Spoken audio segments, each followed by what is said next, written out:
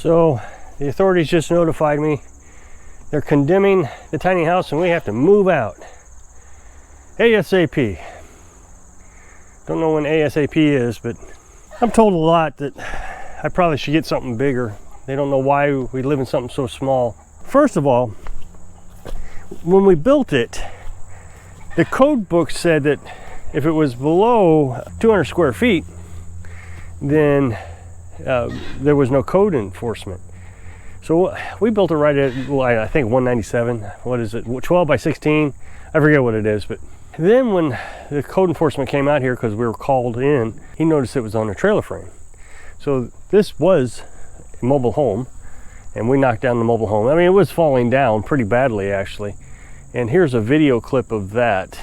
This is the trailer. It's a mobile home that has been demolished. We're gonna strip this all the way down to the frame. What I find so interesting is they make these trailers out of 2x2s. And these two, we're gonna clean all this up. Just take our time and clean it up the best we can. And that's where we're gonna build our tiny house, right? Probably right here, back here in the shade. We cleared all that out. It didn't take too terribly long. And it really brought down the price of the property. That and the electric running, having the easement. Once we got it cleared up, put a floor on it, and it didn't even take us a year. Now, this was during the pandemic, so prices were real high. It was hard to get stuff. But we did it for $5,000. There's a lot of advantages to living in this also that I don't think people who live in a big house really seem to understand. It's easy to heat, almost too easy. We can burn about a quart of firewood per year, which is really low. An average size house uses about 6 cords of wood, which is, a cord of wood is 3 of my pickup truck loads. So 3 times 6, that'd be 18 pickup truck loads. Huge difference. Well, I think we use too much firewood. It gets kind of hot in there. So what I do is I start the fire when it gets down into the 60s, 68 degrees roughly. Then it heats the house up to about almost 90 degrees, sometimes 90 degrees. And then it takes hours for the house to cool back down to 68 degrees. So we only do it 2 to 3 times, depending on how cold it is. 4 times at the most, and that's when we get down into single digits or 0. So it's really easy to heat. The other advantage is we don't have to keep insurance on it. I don't even know if we could get insurance on it, but that's beside the point. Now, obviously there's the whole don't trespass on my property, because somebody gets hurt, then I have to pay for it. But that, I've talked about that a lot. But if this burns down, which is probable, we have a wood stove. And a lot of houses with wood stoves burn down. Now, of course, that's because people use the firewood incorrectly. They burn wet firewood. You have to burn it 20% or less. The first year, we caught chimney on fire twice, and we still had a huge creosote buildup. Since then, we have not had a creosote buildup in the chimney at all, no fires. So when we clean it, it's just like dust falls out of it. The window stays a lot cleaner on the wood stove. So a lot of advantages keeping the wood stove or the firewood below 20% moisture level. Now, the tiny house is insulated very well. I built it and I used 2x6s all the way around it. So that means that I was able to put thicker insulation in it. Then we were going to build a loft. So we were going to put thick insulation up in the ceiling also. We got 2x4s right now with insulation, but that's not very thick. We were going to put another layer up there. Well, we decided we were just going to make it an attic because we just never got around to making a loft, and it got moisture up there and we were afraid it was going to get moldy. So we opened it up and we put these louvers in there this last winter. So now we got a breeze coming through. We put some holes with screen over it. I don't know if you can see that. That might be difficult to see. So we got holes, so now it has ventilation. So it actually doesn't have a lot of insulation in the attic, not as much as it should. That being said, we've considered insulating it, but it gets so hot in there now that we decided we weren't going to do it. We would probably use less firewood, but I don't know if we could stand the temperature. So we'll just stick with the 1 quart a year and be done with it. The other thing is it saves us money. Not just on heat and electric, utilities, but when you have space, you tend to buy stuff and then you put it in the space. It's just human nature. I can't believe how many people tell me in my comment section, I'm trying to move in a tiny house and I can't believe all the stuff we've got.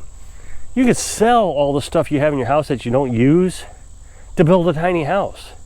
So there's a lot of junk that you buy that you never use. It's just stored, it collects dust. Well, here you can't store things. And when you are storing things, you have to be very picky about what you're going to store. I mean, we call ourselves minimalists. So we don't even have a kitchen. Our kitchen's outside, which keeps the fumes away.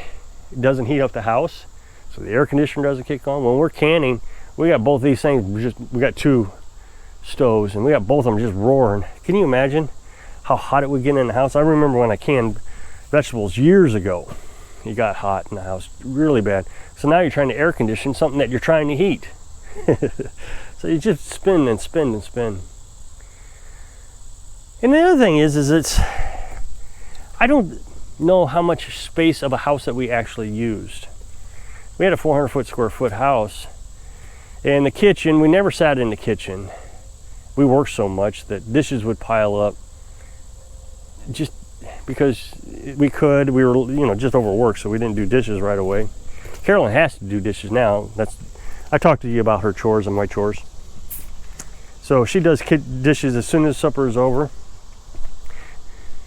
And we don't have to have a lot of dishes.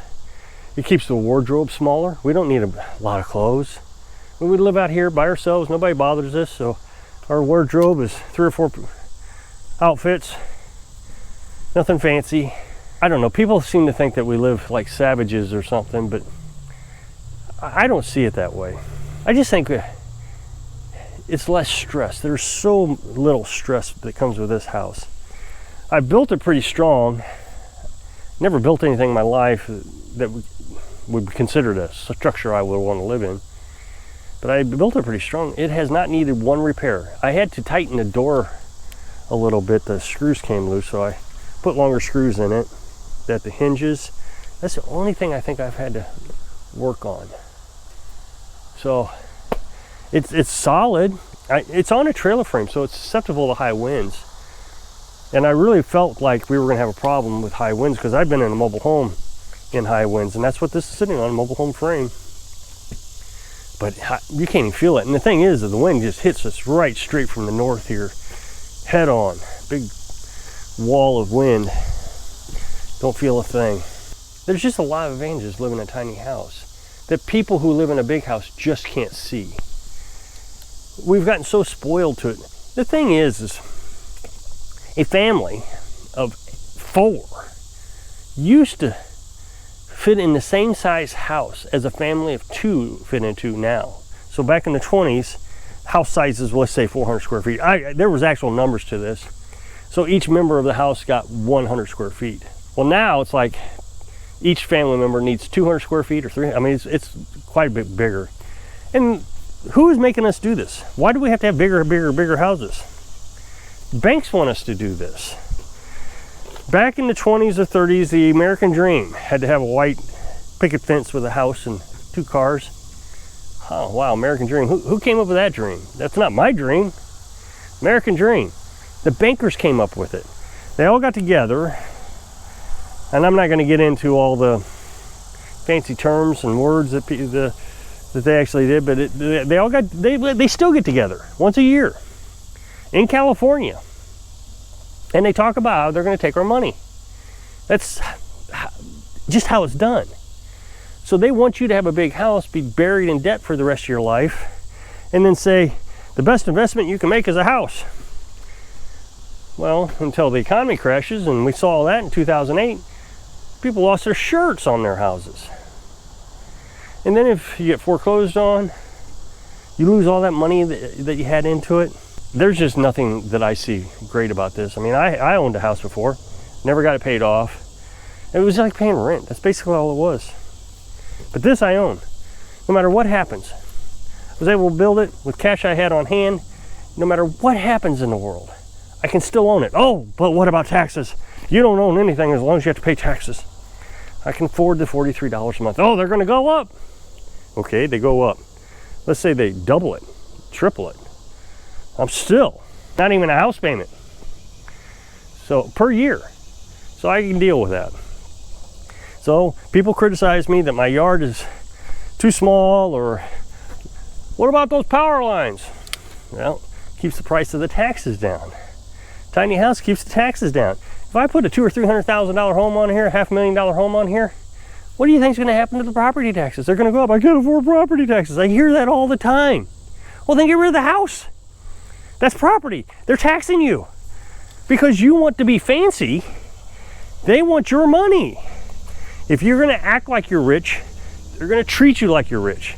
If you act like you're poor, they're going to treat you like you're poor, and then you can become rich. So the other day I was told that I need to move out of this by a guy. Well, I've told you this story. He's changed his tune a little bit. He's gotten away from the well. He called my code inspector a while back about my well, and I guess they didn't like it. So now he's talking about the tiny house, but he's a retired code inspector. I've tried to block him a million times, but he just creates new accounts. But he wants us to move into the camper because this isn't safe. Because I built it with, and it's not the code. Well, he doesn't know what's the code or not. I'm sure he wasn't around here when I built it. So he just assumes that it's unsafe, and the camper is going to be much safer. Well, it's not much safer. It's a piece of garbage. Just the other day, I had to come down here to do a repair in the rain.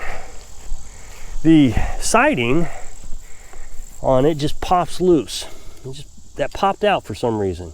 So I had to screw it. So I bought some screws and I screwed it into 2x2s. Now I said my house is built in 2x6s, but this one's 2x2s. So I screwed in 2x2s and then I had to caulk it so it stopped leaking. But the inside got wet. I mean, that is just shoddy work there. Well, who designed that? Water drains into this groove right here. And then, like I said, it's built out of 2x2s. But these things are manufactured just haphazardly and as cheap as possible because they want to get them out on the road. The assembly line, I watched a Winnebago show, how they assembled Winnebagos. Now, I worked in manufacturing. My job was to improve quality and process improvements. So I designed assembly lines where product would move down the line and an individual would do a job. That was my job. That's how I did it. And I was always constantly trying to limit movement. You don't want a lot of movement. Every time you turn to grab a bolt, that takes time. So you want to keep the bolt close to the assembly line. So you don't keep the bolts over here, you keep it right next to your project. Instead of a lot less time. That was my job. Well, Winnebago, I watched this show, it wasn't on assembly line. They just parked it in the middle of the room. Employees went and grabbed stuff, brought it to the Winnebago and started assembling it. It's a bad idea because then you can forget things. If that part is passing you and your only job is put that bolt on, you can't forget it. You might miss it. I'll give you that. It just gets past you. But you don't forget it. They build 100 of these a day. They get paid, at least my understanding, on how many units they build. So if they build 100, they get paid for 100. So it's piecework. It's not hourly wages. Well, just to think about the quality and the craftsmanship that goes into that, they're in a hurry. They want to get it out as fast as they can. So maybe they're running behind. They know they're not going to hit their 100 mark, so they start skipping things. I bought a car one time and had bolts in the glove box. I always wondered what those were too, but I was sure that some assembly worker thought, I forgot to put these in, so they put a bag in and threw it in there. So just imagine how many missing components are on this. And you can't do much work to it. Taking the windows out was a nightmare so I could put that air conditioner in. I mean, I couldn't get it out. Like I said, it leaks. If I'm not careful, always working on it. Granted, it's an older one, but they lose their value really quick. With the tiny house, I don't care what the value is. I don't intend to sell it. It can always be a shed if necessary. So we're just going to use this as storage. We're not going to live in it. It's not safe. I mean, a windstorm comes in and knock that thing over. You see that in RV parks all the time. At least this, the tiny house, is strapped to the ground by those rods. So I got a somewhat of a chance if a heavy wind comes through. I don't understand people. They will sacrifice quality for size. They'll sacrifice happiness for size. And what are you going to do with all that extra space that you don't need? Now, Carolyn's going to make that her little prayer room and exercise room, so we still have the room available to use. It's there, but we don't have to live in it. We're quite happy here. It's just so cheap to heat. So if you'll click this up next box, take you to a video where I was talking about the solar panels. So if I can inspire you to think smart and don't think big, so you can live your dreams. Thanks for watching.